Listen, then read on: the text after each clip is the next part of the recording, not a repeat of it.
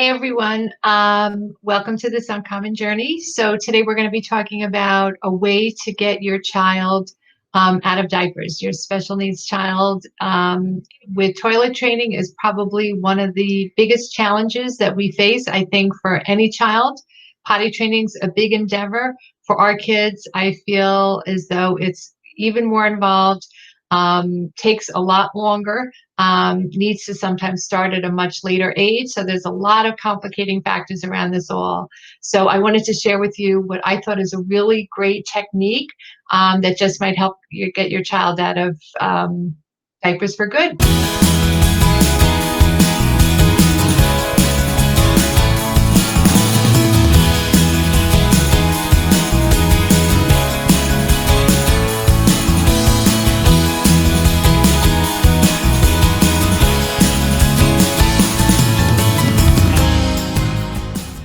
So this is the trip training technique. And so for my Joe, it probably took about between the age of 10 or 11 before he was fully potty trained. Along the way, there was a lot of accidents, a lot of frustration.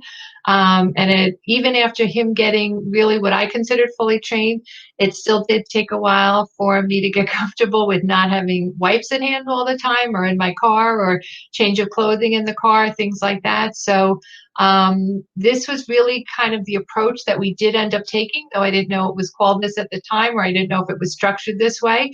But when I put this video together and I was doing some research, this was really the training technique that most resonated with me and was really most in line with what I felt eventually ended up working for Joe. A lot of the approaches you might find out there kind of have spend a weekend and toilet train your child, or, your child trained in 1 week. For our kids, it's not really necessarily realistic. So like I said, I think it's one of the more challenging milestones for our kids to meet, and taking more of a slow and steady approach that's really focused and really has a methodology behind it, I think is going to be most helpful. So let's talk a little bit more about it. So this is a potty training technique that one of the reasons I think is so positive is that it can work for nonverbal children. It can also mean success where other methods might have failed.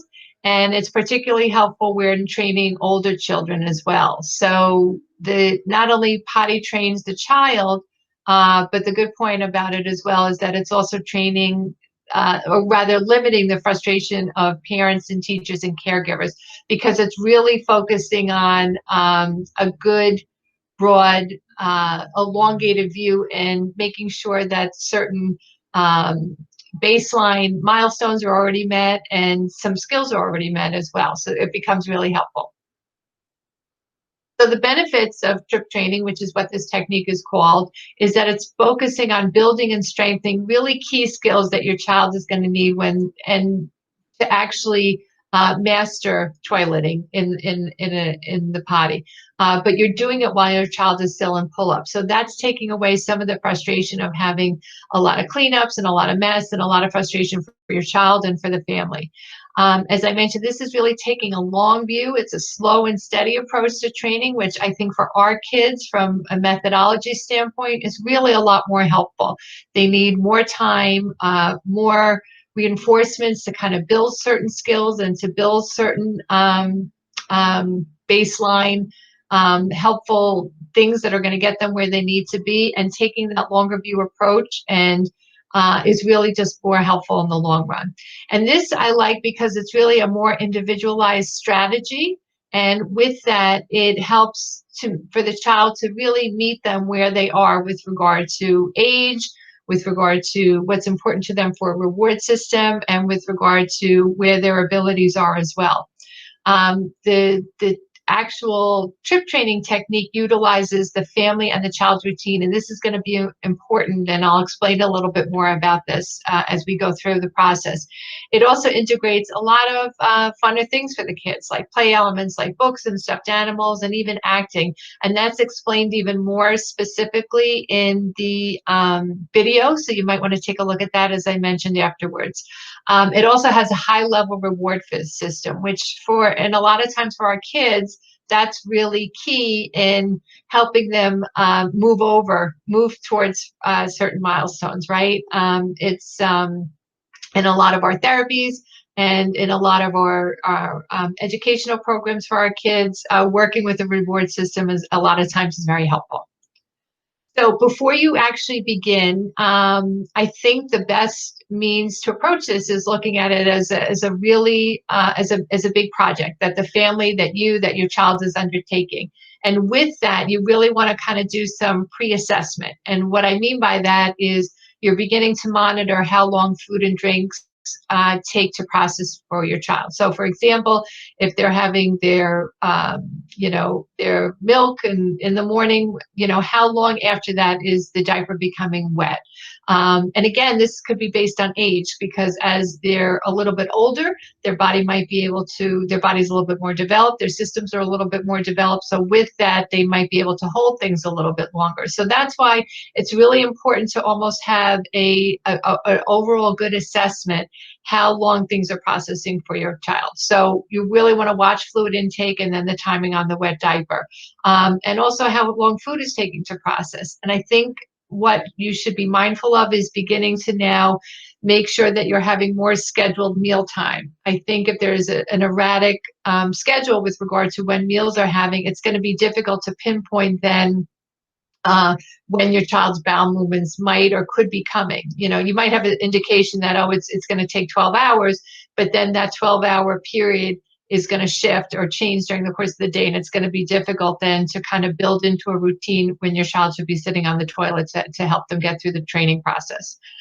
You also want to observe certain associated behaviors, and we're all familiar with this. Even with our other kids, sometimes they'll be off in a corner, they want some private time, and before you know it, they have a poop in their diaper. Or they might be doing a dance in the chair as they're finishing a cookie, or playing on the computer or something, and they don't want to get up because they're fully engaged in what they're doing, but they're trying to hold in having to go to the bathroom. And there's something else you want to consider. Other things that you really want to look at and address. So with our kids, low muscle tone is more common than not. And something to keep in mind is that a full colon is going to mean more, and a full bladder is going to mean more sensations and more contractions and things like that. That could be helpful in the sense of alerting to the body that your child needs to go. But once that colon becomes full, once that bladder becomes full, they're also going to have more. They're also going to be more apt to have an accident. So that's something to be mindful of. So if there is low muscle tone, you might want to think and talk to your child's OT or PT with regard to certain therapy work to help really strengthen that trunk and that core area. There's even certain types of abdominal massages that could be helpful to kind of help work through that and strengthen that area. You also want to be considerate of any other GI conditions or regularity conditions that might be happening, things with constipation. And if this is a problem for your child, I'm going to be having a follow-up video to this. Really, it's all about poop, things like dealing with constipation, and some really great expert and also best practices by families just like you and me, what they do to help alleviate constipation, and also even things like fecal smearing. We're going to be getting into all of that, so keep an eye out for that next video. But with that, if there are any conditions or concerns that you have, just be mindful of any medical support that you might need. Contact your child's primary care physician and talk to them about a concern. Really, basically, if your child isn't going every 3 days, there could be a problem. Or if the consistency of the poop, and I'm going to be talking all about this in my next video, so you might not want to miss that, in terms of what healthy poop is like, the healthy timing, healthy coloring. So if there's a concern, don't miss that video. But if you do have a concern, definitely reach out to your doctor and get a consult, or with a nutritional specialist as well. Your child might need some natural supplements such as fiber gummies or other interventions like a laxative or something like that. So also, you want to make the process as comfortable as possible for your child. So with that, think about things like toilet inserts or stools, either between low tone or, Joe was always small for his age. He was never on the charts. So I was always mindful of him really feeling comfortable on the potty, and you want to just have the right support systems in place so that it makes it as doable for them as possible.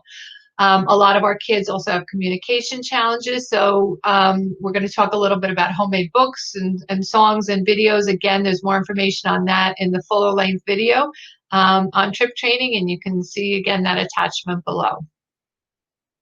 So let's get into it. This is the science and what I like to consider the art of trip training. And basically how it works is that you're integrating the habit of toileting with your family and your child's schedule. And specifically, you're linking visits to the toilet with their daily routines and their habits. So I think for most of our kids, really, even though we like to have a lot of downtime or not a structured time with them, the importance of structured time is really key for this process and for a lot of our kids learning, right? Having that regularity and having that those set schedules. And it's really no different for this. And this is where it becomes very highly successful in getting your child out of diapers. So with that, you're the adults in the room. So that's the parents, that's the caregivers, that's teachers. They're really setting the schedule and the child follows along. And what's interesting about this, and what it explains it even further in the video, is that based on setting up this schedule, and like I said, if you're now really trying to keep some good regularity within your day, the structure of your day, what I mean by that is that you're having meals at a certain time as well.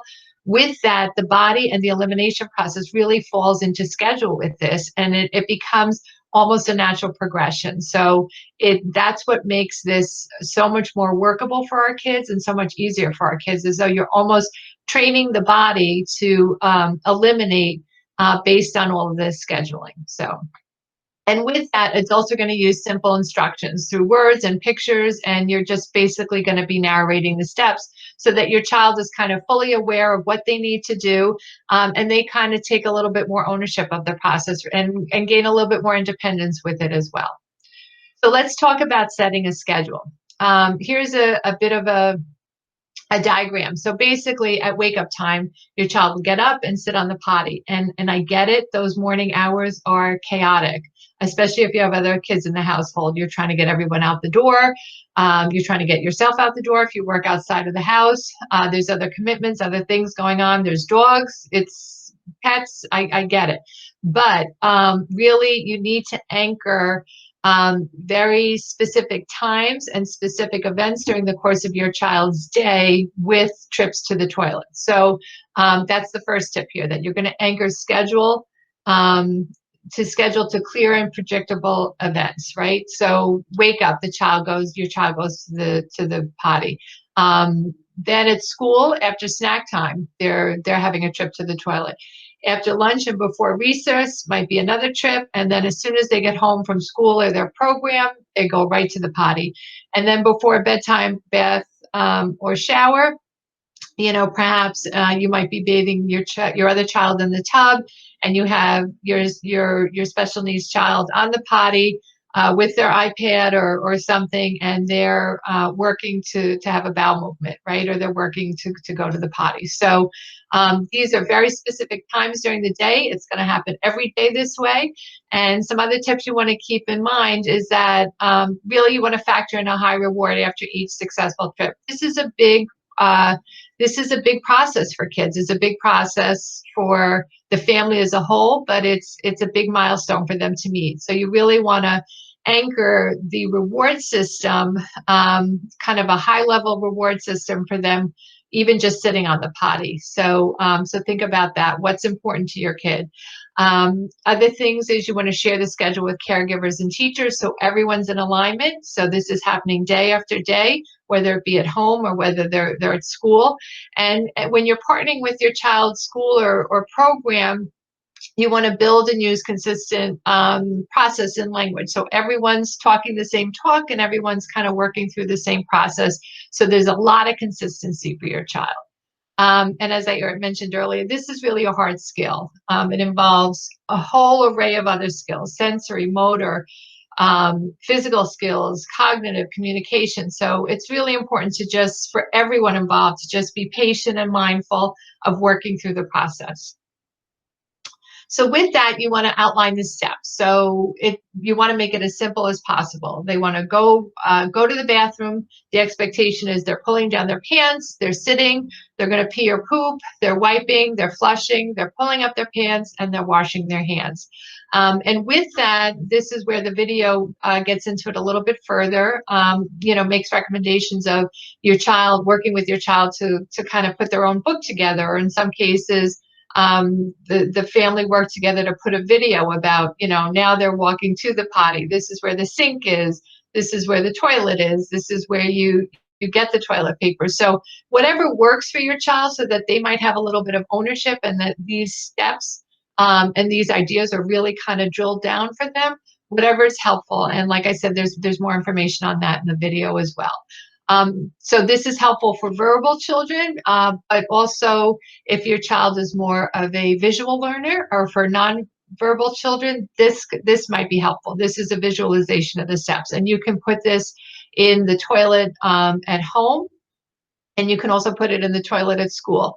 And again, you want that consistency in terms of either language, or consistency in terms of what they're looking at with regard to the picture. So, and again, this just completely outlines the steps for them. So here's a couple other important tips you might want to consider.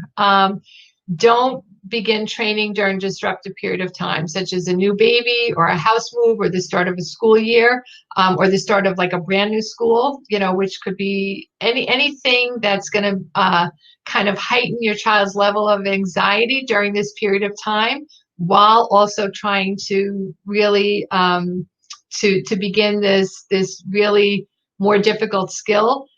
You want to avoid doing that. So again, life happens, but you want to try and maybe begin this process during a quieter period of time, so that some of the elements are already in place, some of the training is already in place, so that if any of these things do happen, then they're kind of falling in behind a process that they're already beginning to master. So something else to consider is dress your child in easier to remove clothing, especially if there's OT concerns, and if your child has low tone. Anything regarding buckles or hard to undo fastens or buttons, you really want to avoid that. I think pull-up pants with elastic are probably the easiest way to go for girls. Leggings, things like that, whatever's easier to get on and get off for them. That's really going to help avoid a lot of accidents. I mentioned this earlier, the idea of rewards should be very powerful to them, meaning that it has good, strong meaning, and it's important to them. So what does that look like? Is it outdoor playtime? Is it computer time or video time? And even we talked about the idea of even just sitting on the potty is going to be a win for your child. So a sticker chart, even if they don't go, but building rewards through a sticker chart to earn bigger rewards might be a way to go for your child.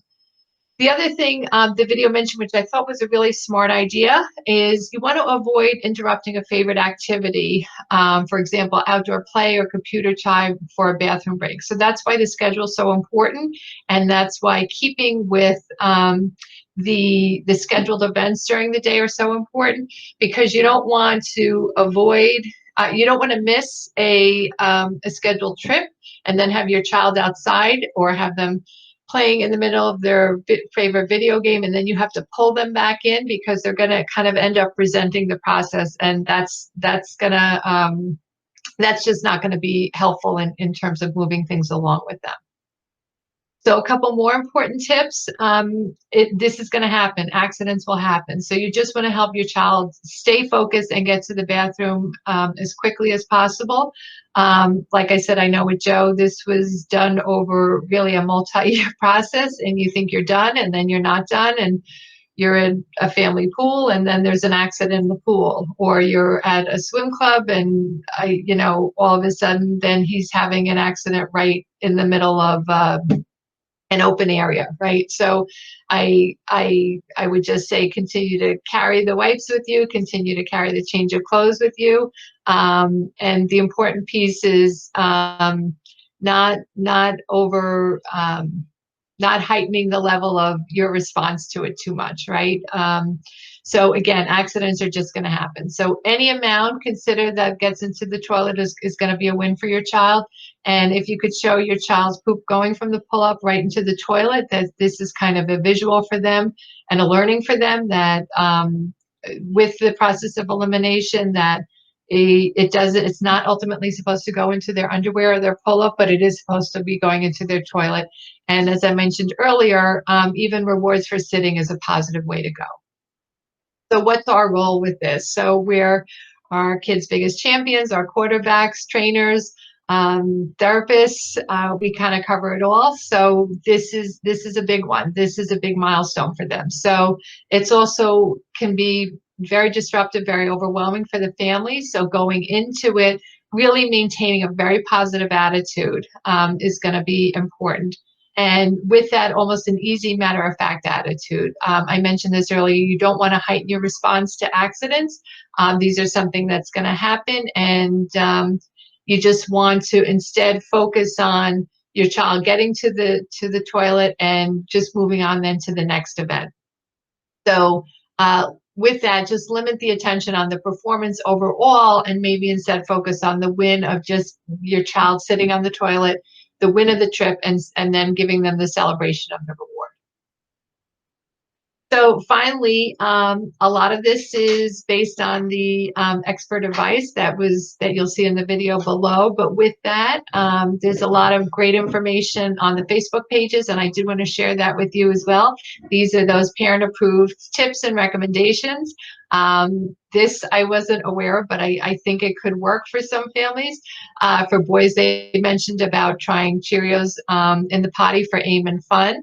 It was also mentioned peeing on a tree, which they said at least helped them work to not have their child have accidents, but then you have to add an additional learning step in to stop peeing on a tree and actually then begin peeing in the potty. So that's something you want to consider in doing this.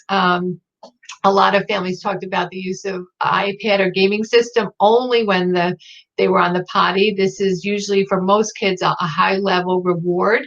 So so a lot of families use that when they were training with their child. And something else to consider, I know for a lot of us, our kids, it takes longer. Our child is older, larger by the time we can complete this process. So you can consider using obviously larger size adult pull-ups. And with that, it does get expensive. So consider finding out, getting a script from your child's doctor and see if Medicaid or private insurance might cover that expense. And for in most cases, the coverage will begin over the age of 3. So again, as I mentioned, all these tools and resources are going to be linked below. And keep an eye out because on this Uncommon Journey on our website, we're going to have a special blog post regarding must-have items when you're toilet training. And these are things are going to utilize and help really move the process along for you. Additionally, like I said, I'm doing an all about poop video. We're really here to kind of get into the nitty-gritty on some of the more challenging aspects of raising special needs kids. And with that, we're going to be talking about things like fecal smearing and constipation. We're going to see what the experts say, but we're also going to talk a little bit about best practices from parents just like you and me, because I love all the recommendations that you're always posting on the Facebook pages as well. So that's it for today. So I hope you enjoyed this video. I hope it was helpful for you guys. Keep an eye out. I post videos every Wednesday. Please hit the notification button below. And just remember, we're all about data. We're all about solutions and giving you an option forward every single day. We'll see you next time.